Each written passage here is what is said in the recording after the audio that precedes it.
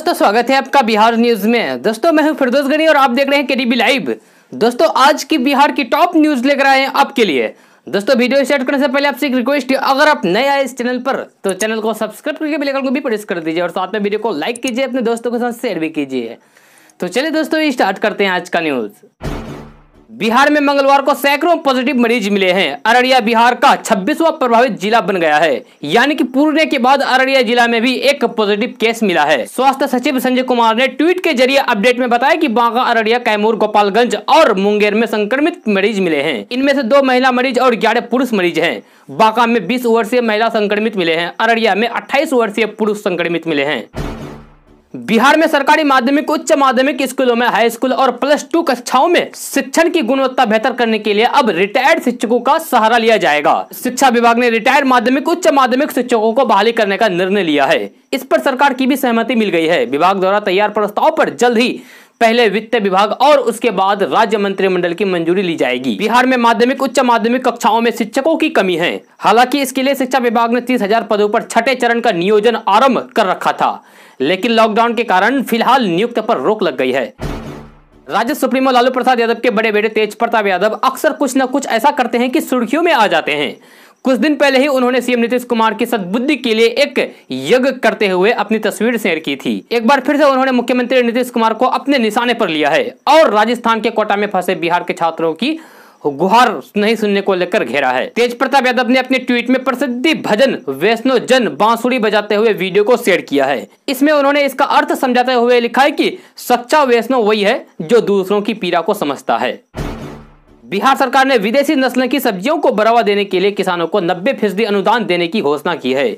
बिहार के कृषि मंत्री डॉक्टर प्रेम कुमार ने बताया कि सरकार विदेशी सब्जियों की खेती को बढ़ावा देने के लिए कई तरह की सहायता योजना चला रही है। इसके तहत पौधों और बीज पर 90% अनुदान दिया जा रहा है, यानी कि 90% सब्सिडी दिया जा रहा है। विदेशी सब्जी के पौधों की कीमत 10 रुपया है, जिसे कृषि विभाग 1 रुपया में उपलब्ध करवा रहा है।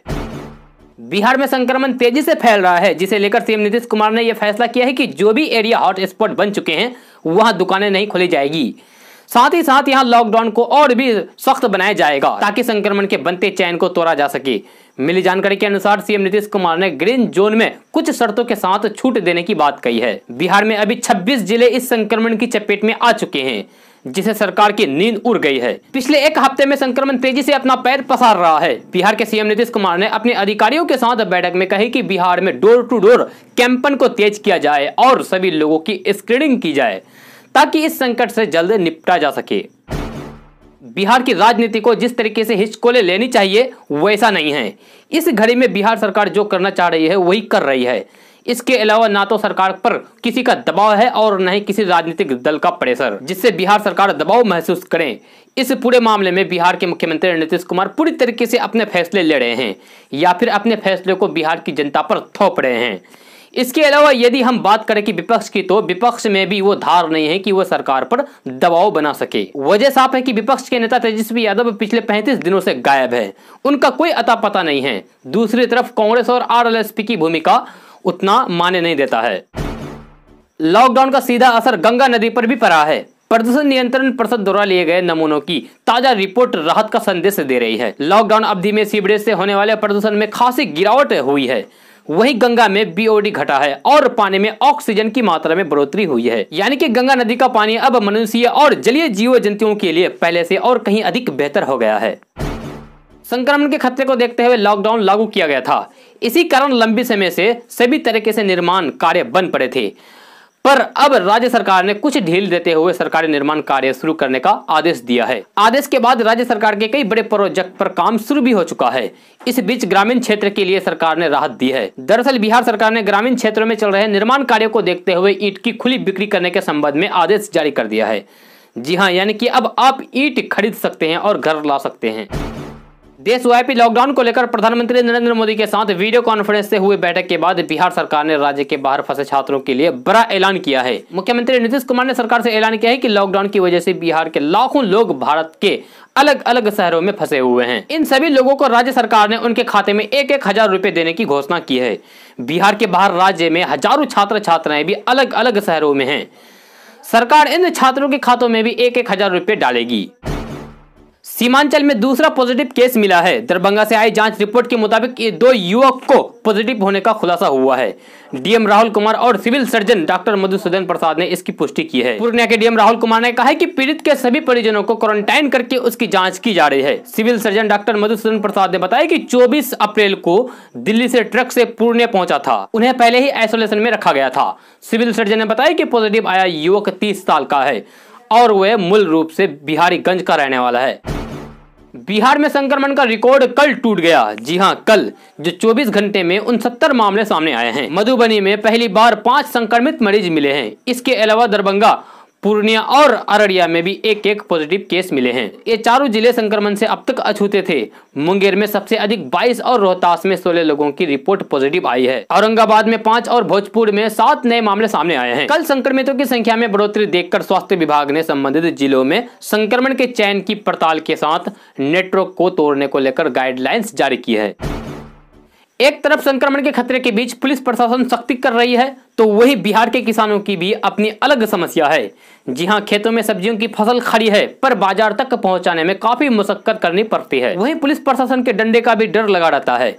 इसी क्रम में कहीं कहीं पुलिस प्रशासन की रवैये से बिहार के किसान काफी भयभीत और परेशान नजर आ रहे हैं। आलम यह है कि सीएम नीतीश कुमार के गृह जिला नालंदा के कुछ इलाकों के किसान आधी रात में टॉर्च की रोशनी में सब्जियां तोड़ते दिखाई देते हैं। किसान कहते हैं कि टॉर्च की रोशनी में ही फसल तोड़ने के लिए हम मजबूर हैं। किसानों का आरोप है कि हम लोग इसीलिए आधी रात को अपनी मेहनत से उगाई गई सब्जी को तोड़ते हैं, क्योंकि दिन में तोड़ने के बाद सब्जी मंडी में ले जाने के और उसके बाद बेचकर वापस लौटने के क्रम में पुलिस पिटाई करती है। लॉकडाउन का हवाला देकर लाठी डंडा चलाया जाता है, जिसके कारण हम लोग पुलिस से बचने और अपने घर का खर्चा चलाने के लिए आधी रात को ही सब्जियां तोड़ने को मजबूर हैं।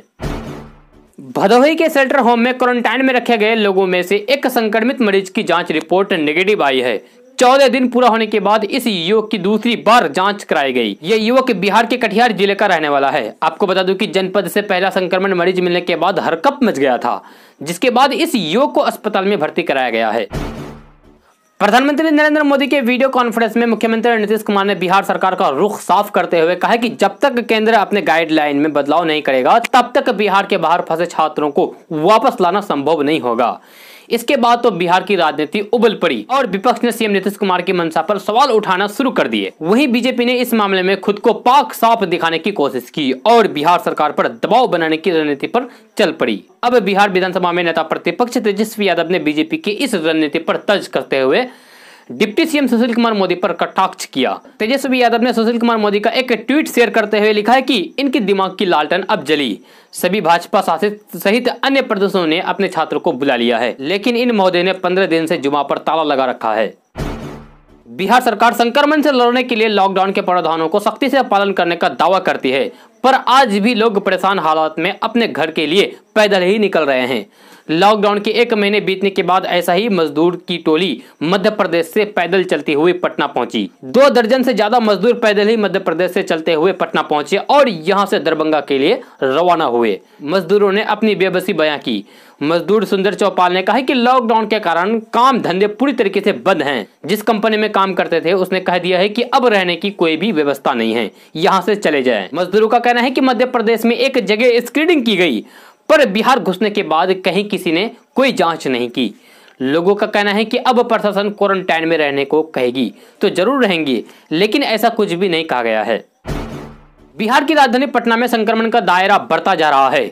कल फिर से पटना में 6 नए पॉजिटिव मरीज सामने आने के साथ ही पटना में संक्रमित आंकड़ा 39 तक पहुंच गया है। इधर लॉकडाउन के बीच कई दफ्तरें खुलने को लेकर प्रशासन अलर्ट पर है। पटना के डीएम कुमार रवि ने एक आदेश जारी किया है और कहा कि राजधानी पटना के बाहर फंसे जो भी लोग कुछ दिनों में ऑफिस आएंगे उन्हें पहले टेस्ट कराना होगा, इसके बाद ही दफ्तर में जाने की अनुमति मिलेगी। जदयू के पूर्व राष्ट्रीय अध्यक्ष और एनडी के पूर्व संयोजक शरद यादव ने तालाबंदी के दौरान इंसानों के जीवन पर रहे असर को देखते हुए सरकार से किसानों और कामगारों को हुए नुकसान की भरपाई करने की मांग की है। पूर्व केंद्रीय मंत्री शरद यादव ने एक बयान में कहा है कि संक्रमण फैलने से रोकने के लिए पिछले 1 महीने से जारी लॉकडाउन के कारण अर्थव्यवस्था इस हाल में पहुंच गई है कि सरकार को कर्मचारियों के भत्तों में कटौती करनी पड़ रहा है। उन्होंने सरकार को संकट की इस घड़ी में इस तरीके से जन विरोधी फैसले करने से बचने का सुझाव देते हुए कहा कि 5000 अरब डॉलर वाले अर्थव्यवस्था की बात हो रही थी और आर्थिक स्थिति की 1 महीने में ऐसी हालत हो गई है कि पेंशनरों और सरकार के कर्मचारियों के भत्ते काटने पड़े। सरकार को ऐसा नहीं करना चाहिए। लॉकडाउन के दौरान दूसरे राज्यों से आ रहे लोगों को बिना क्वारंटाइन किए हुए गांव में प्रवेश की अनुमति नहीं होगी। इसको लेकर बिहार पंचायती राज विभाग ने सभी जिलों को दिशा निर्देश जारी किया है। विभाग ने कहा है कि दूसरे राज्यों से बिहार आ रहे लोगों को हर हाल में नजदीकी क्वारंटाइन कैंप में ही रखवाने की व्यवस्था वहां के ग्राम पंचायतों द्वारा कराया जाए। किसी भी परिस्थिति में क्वारंटाइन अवधि पूरी करने के लिए किसी को गाँव में प्रवेश करने की अनुमति नहीं दी जाए। लॉकडाउन खत्म होने के बाद यानी कि 3 मई के बाद भी ट्रेनें नहीं चलाने का फैसला लिया जा सकता है। सूचना के अनुसार अगले खत्म होने वाले लॉकडाउन के बाद भी ट्रेन यात्रा शुरू होने के आसार नहीं दिख रहे हैं। रेलवे सेवा शुरू करने से पहले रेलवे के लिए सेफ्टी प्रोटोकॉल को पूरा करवाना एक चुनौतीपूर्ण कार्य है। गौरतलब है कि लॉकडाउन की वजह से भारतीय रेलवे की सेवाएं बंद हैं। यात्री ट्रेन की सर्जरी पूरी तरीके से ठप है। लॉकडाउन में यहाँ वहाँ फंसे लोग ट्रेन से खुलने का बेसब्री से इंतजार कर रहे हैं, जबकि सभी लोगों को ट्रेनें खुलने का इंतजार है, लेकिन ये इंतजार अभी और लंबा हो सकता है। दोस्तों आज का न्यूज़ बस यहाँ तक। कैसा लगा आपको आज का न्यूज़? जरूर अपना सुझाव दीजिएगा नीचे कमेंट बॉक्स में कमेंट करके। अगर आप नए आए इस चैनल पर तो चैनल को सब्सक्राइब करके बेल आइकन को भी प्रेस कर दीजिए और साथ में वीडियो को लाइक कीजिए, अपने दोस्तों के साथ शेयर भी कीजिए। तो चलिए दोस्तों फिर मिलते हैं नेक्स्ट वीडियो में।